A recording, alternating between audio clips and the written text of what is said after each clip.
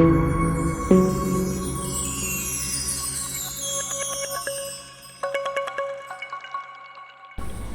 Friends, welcome back to our channel. ఈరోజు నేను చూపించబోయేదండి, already మీరు thumbnailలో చూసారు కదా, వెరీ కలర్ఫుల్ అరటికాయ బజ్జీ అండి.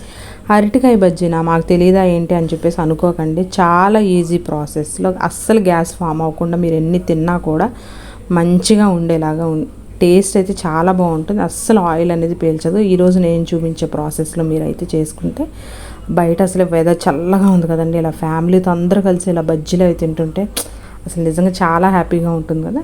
సో ప్రాసెస్ అయితే చూసేసేయండి. ఇప్పుడు నేను తీసుకుంటున్నాను ఒక గిన్నెలోకి ఒక 100 grams వరకు శనగపిండి అనమాట. శనగపిండి తీసుకుంటున్నానండి. సో అదే క్వాంటిటీలో నేను బియ్యపిండి కూడా తీసుకుంటున్నానండి. చాలామంది బియ్యపిండి ఏమవుతుందంటే 1 టేబుల్ స్పూన్ 2 టేబుల్ స్పూనే తీసుకుంటారు.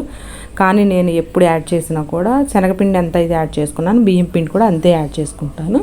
సో దీనిలోనే కొంచెం సాల్ట్కి సరిపడినంత సాల్ట్, వాము, పసుపు ఇవి యాడ్ చేసుకొని కొంచెం వాటర్ అనేది యాడ్ చేసుకొని మనకి మరి మన బ్యాటర్ అనేది లూజ్గా లేకుండా అలానే గట్టిగా లేకుండా ఈ విధంగా వీడియోలో చూపిస్తున్న విధంగా కలిపి పక్కన పెట్టుకోండి. ఇప్పుడు ఇలా పీల్ చేసుకున్నటువంటి అరటికాయని క్రాస్గా కట్ చేసుకోండి. అప్పుడు మనకి బజ్జీలు వేసుకునేటప్పుడు షేప్ అనేది బాగుంటుంది అనమాట. రౌండ్గా అయితే కట్ చేయకండి. రౌండ్గా కట్ చేస్తే మనకి ఏమవుతుందంటే ఆ సైజ్ అనేది చిన్నగాను ఉంటుంది, మనకి షేప్ సరిగ్గా రాదనమాట. అందుకని ఇలా క్రాస్గా కట్ చేసుకున్నారనుకోండి, అరటికాయ బజ్జీ వేసేటప్పుడు మనకు బాగుంటుంది. దాన్ని కొంచెం వాటర్లో యాడ్ చేసుకున్నాం అనుకోండి, మనకి ఈ ముక్కలు నల్లగా అవ్వకుండా ఉంటాయి. మనం వేసుకునే ముందు ఇలా పొడి క్లాత్ మీద జస్ట్ అలా మన వాటర్ తడిని తుడిచేసేసుకొని పిండిలో ఈ విధంగా మనం బిట్ చేసేసుకొని, మనం ఆయిల్ కూడా ఎక్కువ హీట్ అవ్వకూడదండి, మీడియంగా హీట్ అయితే సరిపోతుంది.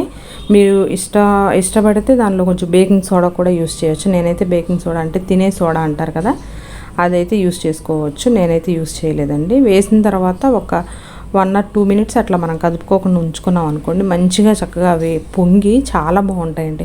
మీరు ఇవి ఎన్ని తిన్నా కూడా గ్యాస్ అనేది ఫామ్ అవ్వదండి. ఎందుకంటే దీనిలో మనం శనగపిండికి ఈక్వల్ క్వాంటిటీలో రైస్ ఫ్లోర్ యూస్ చేసాము, అలాగే వాము కూడా యూస్ చేసాం కాబట్టి అస్సలు గ్యాస్ అనేది ఫామ్ అవ్వదు. మీరు ఎన్ని తిన్నా కూడా చక్కగా ఇదిగోండి కలర్ఫుల్గా ఇలా రెడీ అయిన బజ్జీలు మధ్యలో మనం ఉప్పు కారం వేసుకొని లైట్గా కొంచెం ఉల్లిపాయ, కొత్తిమీర, పల్లీలు అలా పైనుంచి నిమ్మరసం వేసుకొని తింటుంటే సో మీకు కూడా తినేయాలనిపిస్తుంది కదా, మీకు కూడా తినాలనే అనిపిస్తుందండి. ఎందుకంటే అంత బాగుంటాయి టేస్ట్. సో ఇంకెందుకు లేట్, మీరు కూడా ఒకసారి ట్రై చేసేయండి మీ ఫ్యామిలీతో కలిసి. మీరు కూడా ఈ రైనీ సీజన్ని ఎంజాయ్ చేసేయండి ఫ్రెండ్స్. Thanks for watching.